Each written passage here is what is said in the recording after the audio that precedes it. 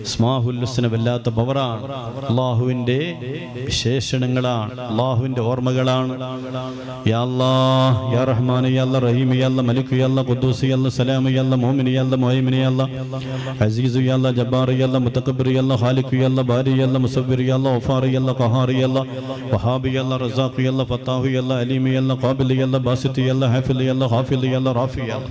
അങ്ങനെ 99 പേര് റബ്ബിനുള്ളതാ. അസ്മാഉൽ ഹുസ്ന എന്ന ഹദീസിൽ വന്നതാ. കാണാതൊരാൾ ചൊല്ലുന്നു എന്നാൽ പേരിത് സ്വർഗത്തിലാമെന്നും ഹദീസിൽ ഉണ്ടിത്. അസ്മാഉൽ ഹുസ്ന എന്നും മുറുകെ പഠിക്കും. അത് പവറാ, അത് ബർക്കത്താണ്, അത് കാവലാണ്, അത് സ്ഥൈര്യമാണ്, അത് ധൈര്യമാണ്. അല്ലാഹു നമുക്ക് തൗഫീഖ് നൽകട്ടെ. അസ്മാഉൽ ഹുസ്നയുടെ മഹത്വം പറയുമ്പോൾ ഓരോ പ്രഭാഷണത്തിൽ ഞാൻ അത്ഭുതങ്ങൾ, ഓരോരോ അനുഭവങ്ങൾ പങ്കുവെക്കാൻ. ഒരു ദിവസം ഒരു ഫാമിലി എൻ്റെ അടുത്ത് വന്നിട്ടൊരു ഉമ്മ, ഒരു ബാപ്പ, അവർ ഹോട്ടൽ ബിസിനസ്സാണ്. അവരെൻ്റെ അടുത്ത് വന്നിട്ട് അവരെല്ലാവരും, ബാപ്പയും ഉമ്മയും മകളും ഭർത്താവും എല്ലാവരും കൂടി സങ്കടം പറയുകയാണ്. അവര് പറയാണ്, കടത്തിൽ അകപ്പെട്ടുകൊണ്ട് തങ്ങളെ ഞങ്ങളുടെ വീടും സ്ഥലവും ഒക്കെ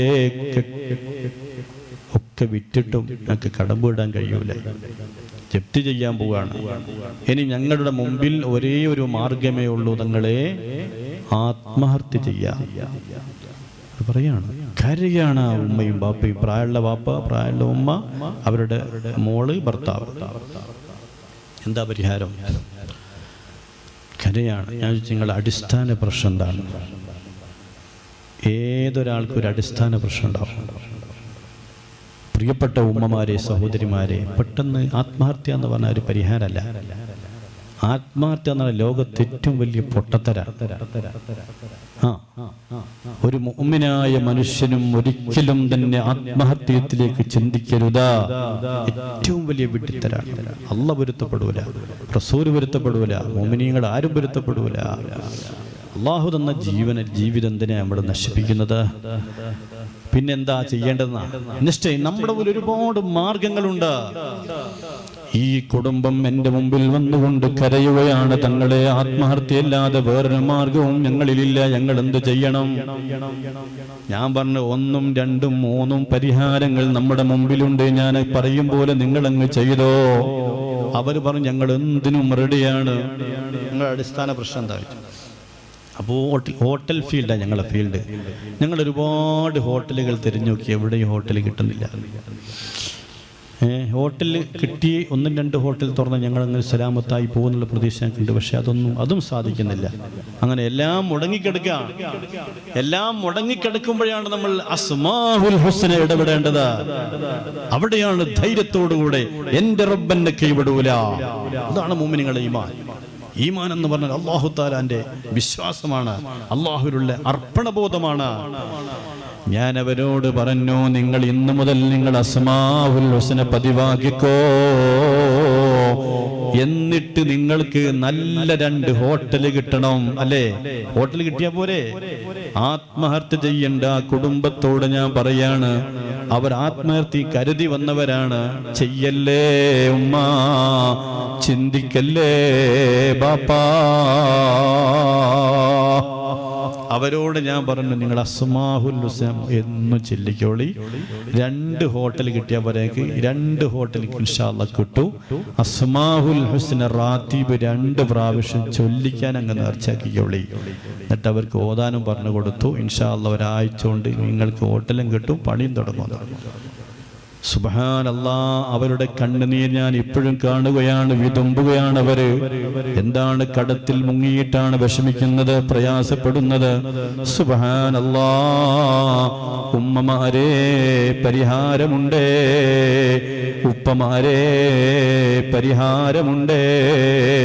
നമ്മുടെ റബ്ബ് നമ്മളെ കൈവിടൂല. അല്ലാഹുവിൽ തവക്കലാക്കി പോയി. നിങ്ങൾ കേൾക്കണോ?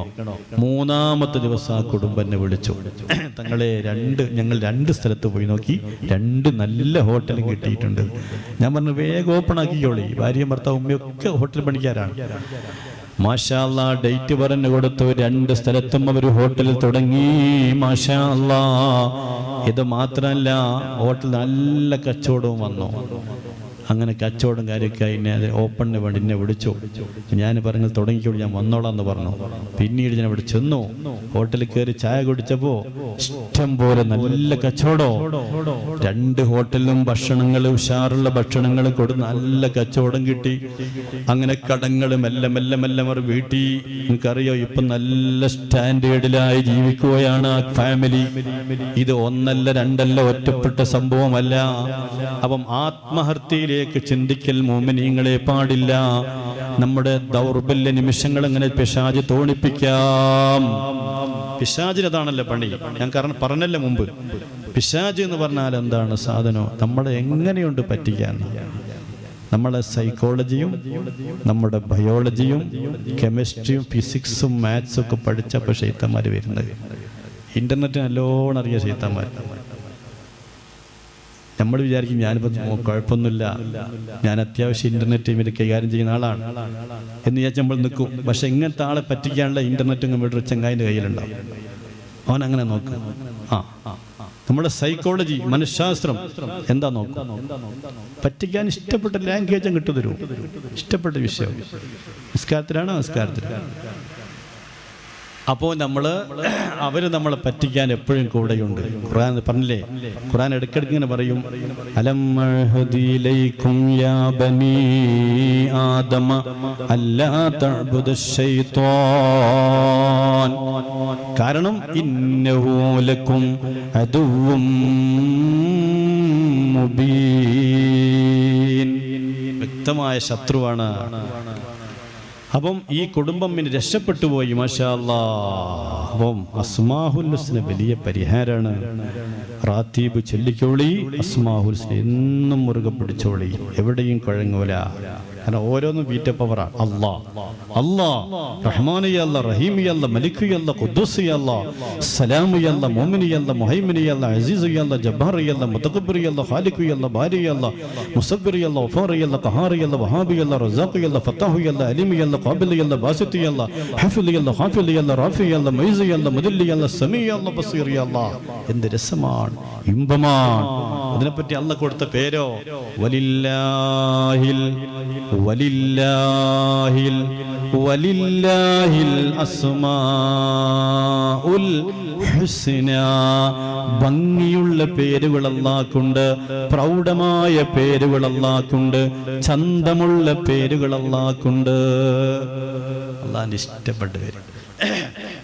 അല്ലാഹു ബർക്കത്ത് ചെയ്യട്ടെ.